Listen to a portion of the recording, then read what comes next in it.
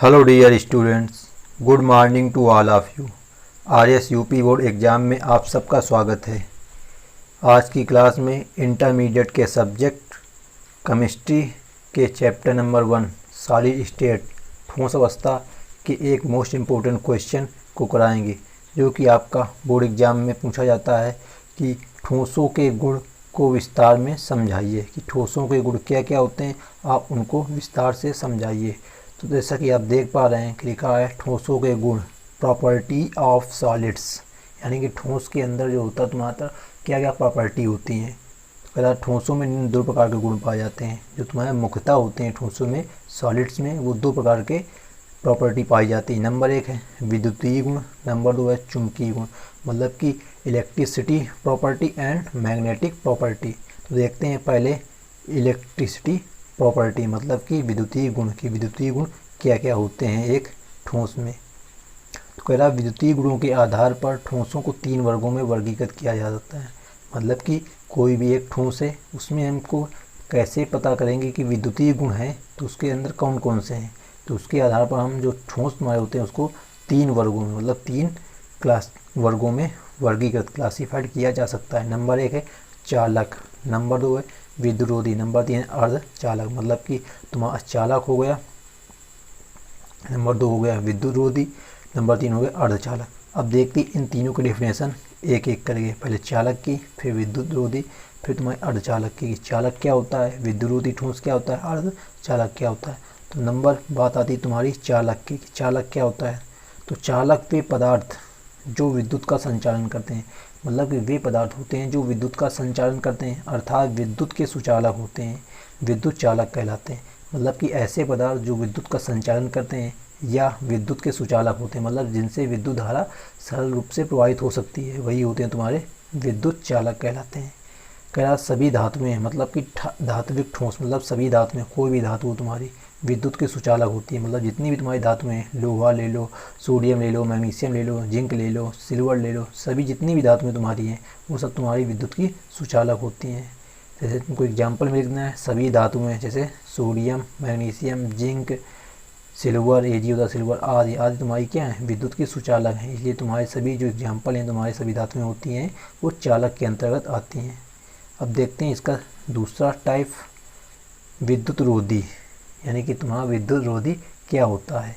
तो विद्युत रोधी उन पदार्थों को कहा जाता है जो प्रायोगिक रूप में विद्युत धारा को प्रवाहित नहीं करते हैं, मतलब उनमें प्रैक्टिकली उनसे कोई भी विद्युत धारा प्रवाहित नहीं होती है, अर्थात जो विद्युत का संचार नहीं करते हैं।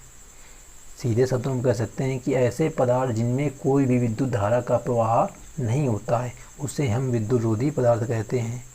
तो विद्युत चालकता लगभग नगण्य होती है, मतलब कुछ हमारे जो विद्युत रोधी पदार्थ होते हैं उनकी जो विद्युत चालकता होती है वो लगभग नगण्य होती है, एवं 10 की पावर माइनस 12 के क्रम की होती है।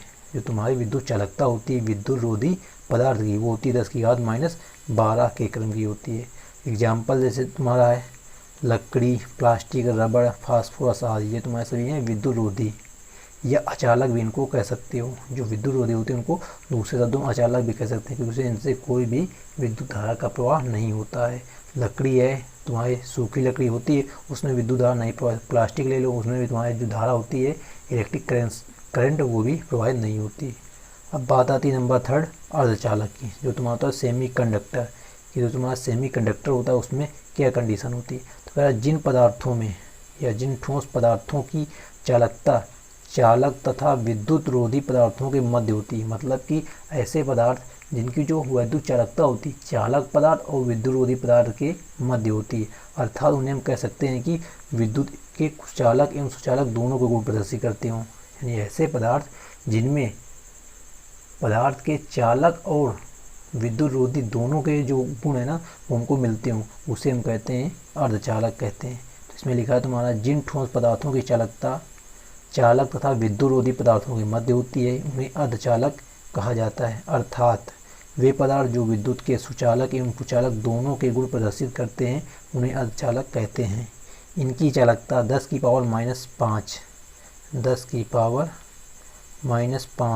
से 10 की पावर 6 के मध्य होती है। मतलब जो तुम्हारे सेमी कंडक्टर होते हैं, अर्धचालक हैं, कि जो तुम्हारी चालकता होती है वो होती है 10⁻⁵ से 10⁻⁶ के मध्य होती है। एग्जाम्पल है सिलिकॉन, जो तुम्हारा सिलिकॉन होता है वो होता है SI। जर्मेनियम हो गया तुम्हारा GE, आर्सेनिक हो गया AS, एंटीमनी हो गया SB। तो ये तुम्हारे सब आते हैं अर्धचालक के अंतर्गत, क्योंकि ये तुम्हारे जितने भी लिखे हैं सिलिकॉन, जर्मेनियम, आर्सेनिक, एंटीमनी, इनमें तुम्हारे यानी कि इनमें तुम्हारे विद्युत के सुचालक एवं कुचालक दोनों के गुण पाए जाते हैं, ये तुम्हारे सेमीकंडक्टर के अंतर्गत आते हैं। अब बात आती है चुंबकीय गुण की, कि तुम्हारे जो मैग्नेटिक प्रॉपर्टी होती है ठोस की वो क्या क्या होती है। तो कह रहा विभिन्न प्रकार के पदार्थ चुंबकीय क्षेत्र में विभिन्न प्रकार का व्यवहार प्रदर्शित करते हैं। मतलब कि तुम्हारे जो मैग्नेट यानी कि पदार्थ होते हैं वो चुंबकीय क्षेत्र में अपने अलग अलग व्यवहार प्रदर्शित करते हैं। तो चुंबकीय क्षेत्र में व्यवहार के आधार पर पदार्थों को निम्न श्रेणियों में विभाजित किया जा सकता है। मतलब कि उनके गुण के आधार पर हम पदार्थों को निम्न भागों में बांट सकते हैं। नंबर 1 है प्रतिचुंबकीय पदार्थ, नंबर 2 अणुचुंबकीय पदार्थ, नंबर 3 लौह चुंबकीय पदार्थ, नंबर 4 प्रतिलौह चुंबकीय पदार्थ और नंबर 5 फेरी चुंबकीय पदार्थ।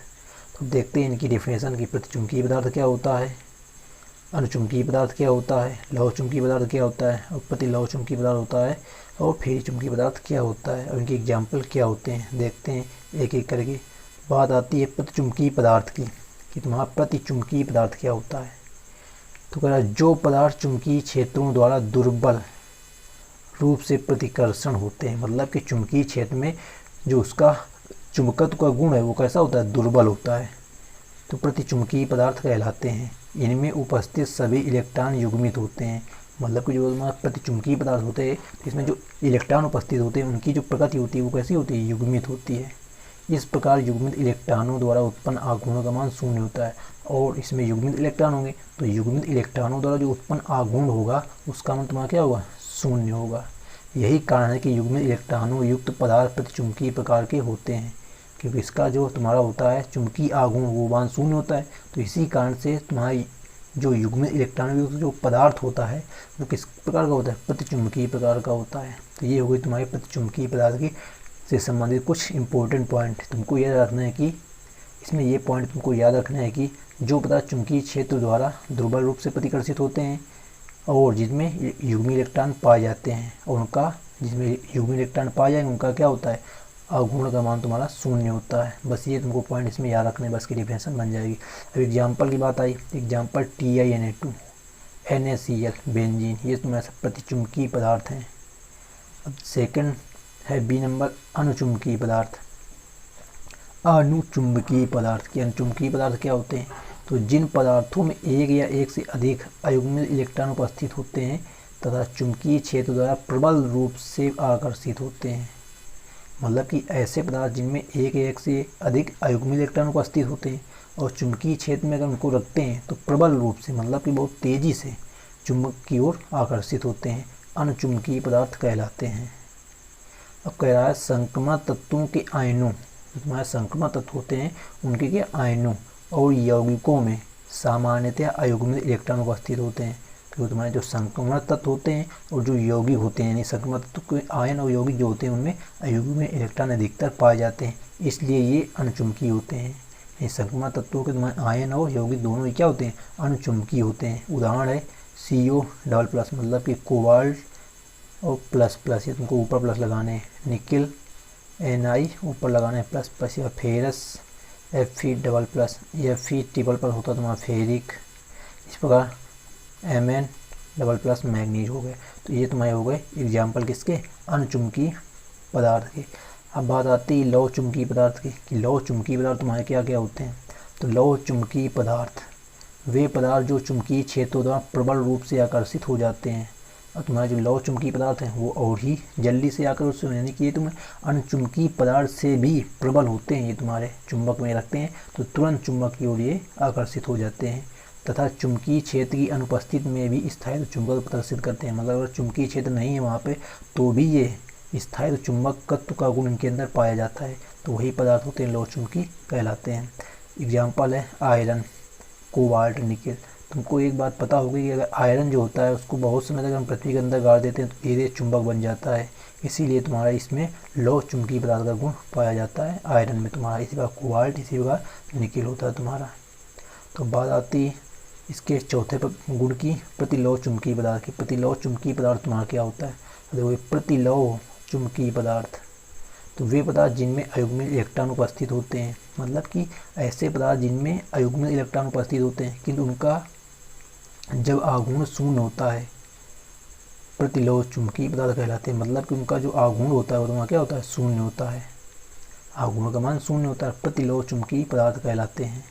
एग्जाम्पल है FeO मतलब ferric oxide, MnO manganese oxide, NiO nickel oxide, Fe2O ferric oxide. तो ये तुम्हारे हो गए प्रतिलौह चुंबकीय पदार्थ के एग्जाम्पल। अब प्रतिलौह चुंबकीय पदार्थ में होता है क्या? इसमें अयुग्मित इलेक्ट्रॉन होते हैं जिससे इनका जो आघूर्ण होता है वो क्या होता है? शून्य होता है। इसमें अयुग्मित इलेक्ट्रॉन पाए जाते हैं तुम्हारे। तो इसमें ये पॉइंट याद रखने और इसकी डेफिनेशन हो गई।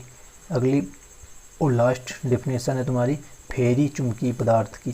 फेरी चुंबकीय पदार्थ, फेरी चुंबकीय पदार्थ तुम्हारे क्या क्या होते हैं? तो वे पदार्थ जिनमें अयुग्मित इलेक्ट्रॉन की संख्या काफ़ी अधिक होती है। जो तुम्हारे अयुग्मित इलेक्ट्रॉन होते हैं उनकी संख्या क्या होती है? बहुत ज़्यादा अधिक होती है और चुंबकीय आघूर्ण का मान काफ़ी कम होता है। मतलब कि अयुग्मित इलेक्ट्रॉन तो बहुत ज़्यादा है बट चुंबकीय आघूर्ण जो है तुम्हारा वो का मान बहुत ही कम है। तो ऐसे पदार्थ तुम्हारे जो होते हैं वो फेरी चुंबकीय पदार्थ कहलाते हैं। एग्जाम्पल है Fa3O4 फेरी चुंबकीय पदार्थ है। तुम्हारा जो Fa3O4 है ये तुम्हारा फेरिक ऑक्साइड, इसकी बोलते हैं उनको चुंबकीय पदार्थ यानी फेरी चुंबकीय पदार्थ। तो ये था आज का लास्ट वीडियो चैप्टर नंबर 1 का, जो तुम्हारा चैप्टर 1 है सॉलिड स्टेट। क्योंकि इस चैप्टर के हमने सभी डेफिनेशन, इससे पहले इसकी पहले वीडियो हमने सॉलिड के तुम्हारे जो इम्प्योरिटीज होते हैं दोष उनको कराया था। तो आज तुमको हमने सॉलिड स्टेट चैप्टर के क्या प्रॉपर्टी करा दी, और इससे पहले की वीडियो हमने सभी क्रिस्टल कराए थे। जो भी तुम्हारे सॉलिड स्टेट चैप्टर में इम्पोर्टेंट थे उसको हमने आपको सभी वीडियो में करा दिया है। न्यूमेरिकल भी इसके करा दिए कि क्रिस्टल का घनत्व कैसे ज्ञात करते हैं, डी का मान। अगर इस चैप्टर की पूरी आप PDF फाइल चाहते हैं एक साथ, तो आप हमें व्हाट्सएप में मैसेज कर सकते हैं। मेरा व्हाट्सएप नंबर आपको इस वीडियो के डिस्क्रिप्शन बॉक्स में मिल जाएगा।